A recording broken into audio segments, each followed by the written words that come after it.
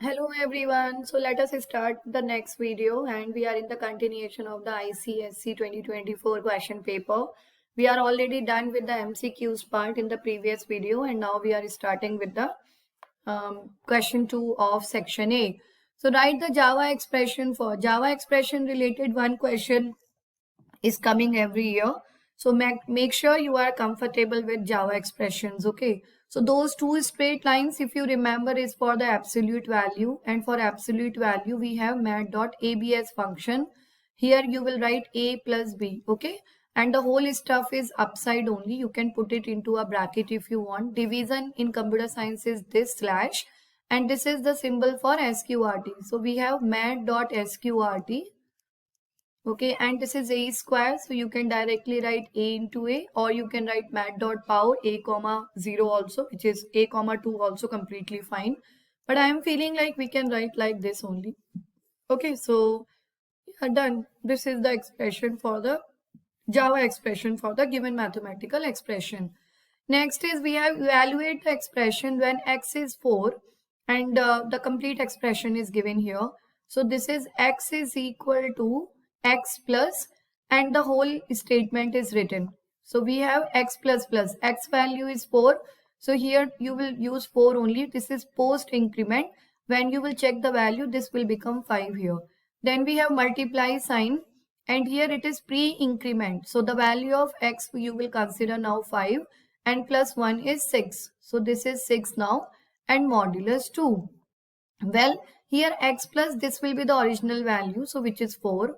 4 plus 6, 4, 24 modulus 2. And modulus operator, if you remember, will give you the remainder.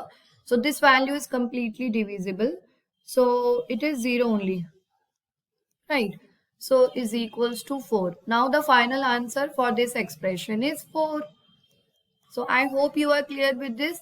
These two questions 100% are coming in exam. So again I am repeating, make sure you should be comfortable with prefix postfix questions and the Java expressions. Now moving to the next one, rewrite the following do while program segment using for x is 10 and y is equal to 20 and the whole stuff is given in do while. So they are just asking you to convert do while to for loop. So if you remember the syntax for loop is you will write here for and this part is for initialization. Then second part is for test condition and third part is for step value. Then you will close this parenthesis and this is the curly brace, which is the the curly brace, the body of the for loop. Initialization part, first you will, this is the initialization of the control variable. So here the control variable you can see, control variable here you can see we have the variable here, even here also and here also. In condition the variable x we are using, so x will consider as the control variable, so the remaining value you can initialize here. So y is equal to 20. Okay, now we have the initialization part. So initialization you can check, we have to initialize the value of the control variable. So control variable is x, so you initialize it here. Then we have the test condition. So here is the test condition. Where is the test condition? Here it is. It is x is less than equal to 20. And then the step value. You can see the step values. Two values are increasing here. So the control variable you can increase it here and the next value you can increase it afterwards also. So the control variable is which one? It is x. So x plus plus. Okay. And then we have y plus plus here. Okay. So, well, this is done, x and y both, and this is done, x plus plus, y plus plus, condition is done. So, this statement is outside the body of do while. So, for loop also, this will come outside only. So, you will write here system dot out dot println and x into y.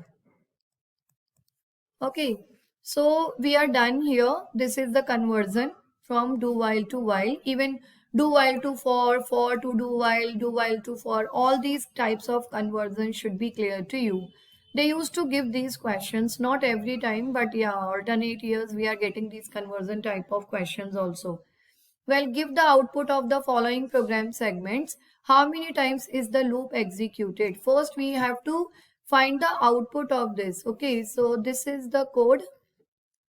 Yeah, this one is given here. They are asking you to find the output and the number of times this loop is executed. So let us check. You can see there is no curly brace here. This is the main thing where the kids are doing the mistake. So this single statement is the part of loop body. This one, this statement is the part of loop body, and this is a normal sequential programming which will work only one time. Okay, so here let us start. First value of x is 10, so x is equal to 10, and you remember we discussed this one. This for loop is a entry control loop. So here you put the value of x variable. 10 is greater than 20, which is false only. It is not greater than 20, it is less than 20, right? False means you will be outside, and they are asking you to calculate this one. Okay, so calculate this one means x value is 10 only. So 10 into 2 is equal to 20. So when you will check the output of this code, it is 20 and not a single time. So the number of times the loop has executed is 0 times, because the first time itself it is evaluating 0. Okay, so this is the final output is 20 for this code, and the 0 times the things got executed.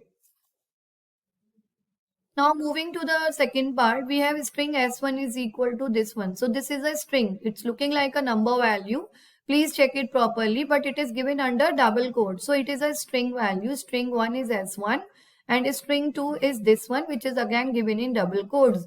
Now they are using the parse function, which is converting this string value to double type. So you please calculate the value of d1, which is in double now. So the double quotes will be removed. S1 will be converted into double value 45.50 and D2 is equal to 54.50.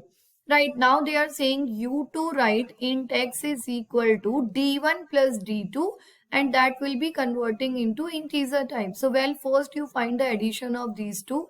So 0 and then 5 plus 5 is 10, 0, 1, 5 plus 5 is 10, 0, 1 and 5 plus 5 is 10. So 100.00. This is the double value which you need to convert it into integers. So this will become only 100. And what is the value of x? It is 100. Answer. Okay, so these type of external conversion, implicit and explicit type conversion, if you remember. Now they stopped giving you the definition, but if you will check the past year's paper, they used to give the definition also for the same. Now moving to the next one, consider the following two-dimensional array. Two-dimensional array is 2D array, and answer the questions given below. So here we have the thing, it is a two-dimensional picture. So better we can just draw it in this way. You can see in total 1, 2, 3, 4. 4 rows are there. So first I am drawing here 4 rows, 1, 2 and 3 and 4.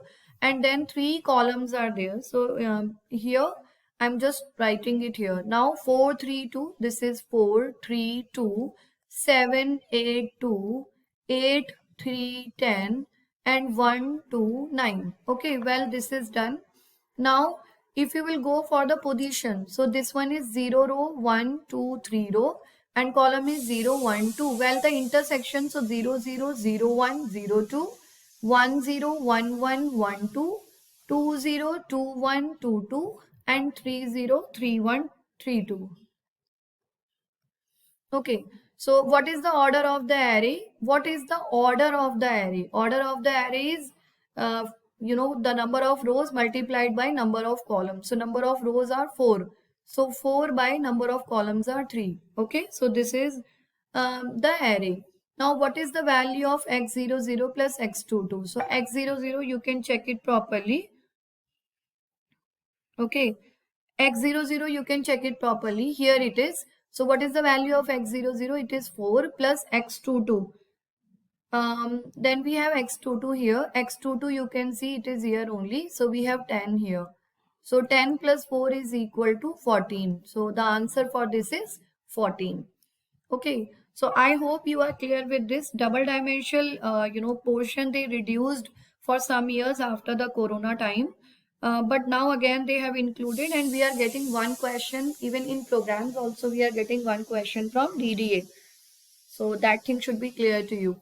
Well, this question is done. Now moving to the next one, we have differentiate between boxing and auto boxing. So boxing is actually auto boxing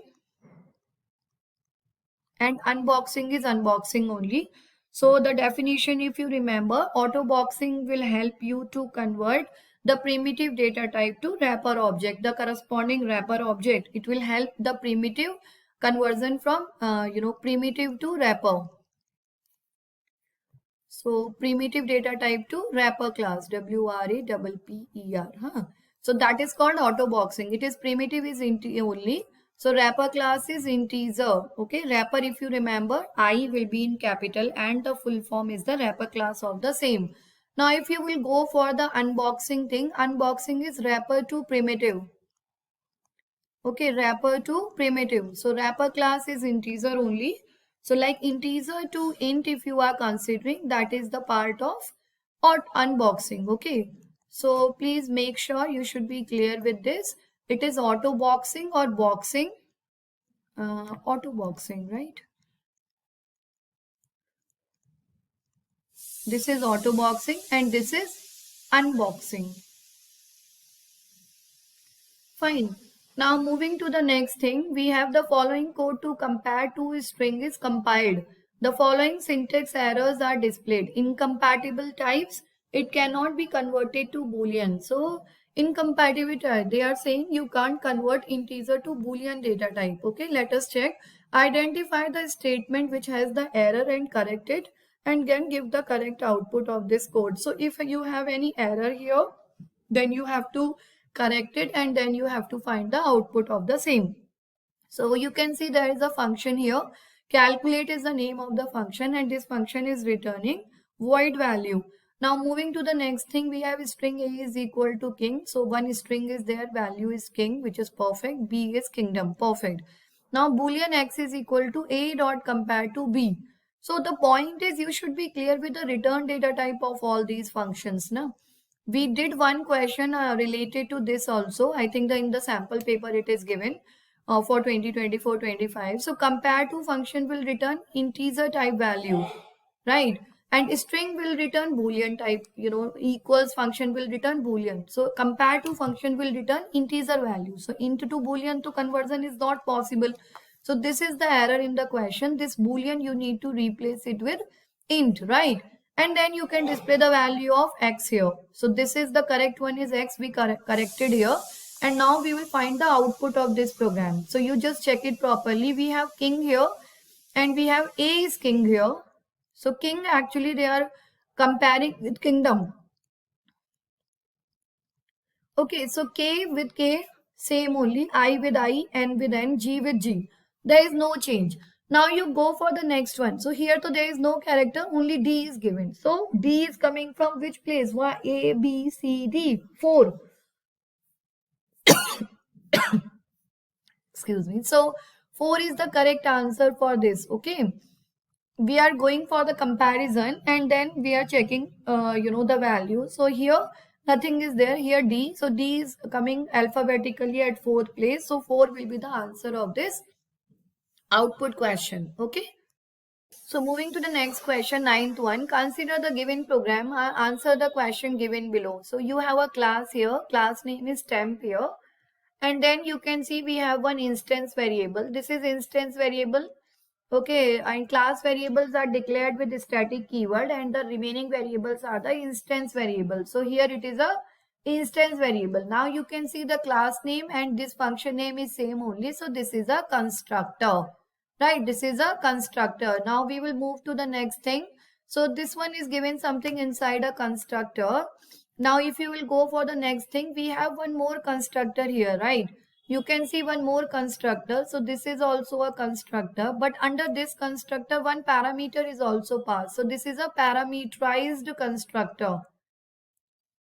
Okay, now you can see this is a normal, which is not returning a function. So it's a normal user defined function. Okay, so well, we will check what is the main thing they are asking. It is void main and here temp t is equal to new temp. So here we are creating one object of this class temp. Okay, class name is also temp And you know very okay. And another object also the from the temp class we are creating, and here we are passing the parameter. Now with the help of object, first object you are calling print function, and with the help of second object x we are calling the print function. So this is the whole code. We are clear with the code. Let us check what they are asking us to do. What concept of oops is depicted in the our program with two constructor? Two constructors are given. Yeah, two constructors are given. One is the default constructor, another one is the parameterized constructor. So this is called constructor overloading. Concept is constructor overloading. Okay, overloading is more than one, right? The concept is constructor overloading. Now what is the output of the method main? Output of the method main. So here what they will do, when this line will execute, constructor automatically calls when you will create object of that class. So for this object t, the constructor will be called and it will assign this value to variable a. So for this a will become 10. Okay. And then for this one you check the value is passing. So this will go to the parameterized constructor, and parameterized constructor is having a variable z. So a will become the value which you are passing from. So passing from the statement. So for this a will become 30. Now you can check. So when you will display the output, because this print statement is just displaying the value of a. So t.print will display this value 10 and x.print will display this value 30. So this is our final output. Done. Okay, so that's the final output of our thing. Now the next one is primitive data types are built in data types which are a part of the wrapper classes. That's correct only. These wrapper classes are encapsulated in the java.lang package, which is a by default package. Non-primitive data types like scanner class are the part of utility package. We have java.util package for which an object needs to be created. Now to which package the character and the boolean class belong? So character and boolean, they both are the wrapper classes. Okay, and wrapper classes are the part of java.lang, which is a default package. Okay, java.lang is the correct answer. Now write the statement to access the scanner class in the program. How can we access the scanner class in our program? With the help of import keyword. So import java.util.asterisk. Okay, import java. Here also it is written, but you should be clear with this, because these two things we are doing in all the programs. What all programs we did?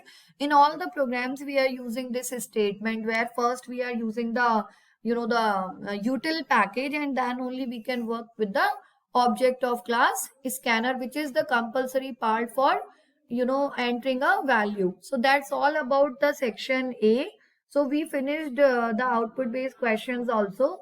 I hope you are clear with this, because we have taken the complete explanation of it. When in the upcoming videos we are going to start with the practical portion, the practical section, which is section B. So if you like the video, please don't forget to like, subscribe and to share it with your friends. Thank you. Bye.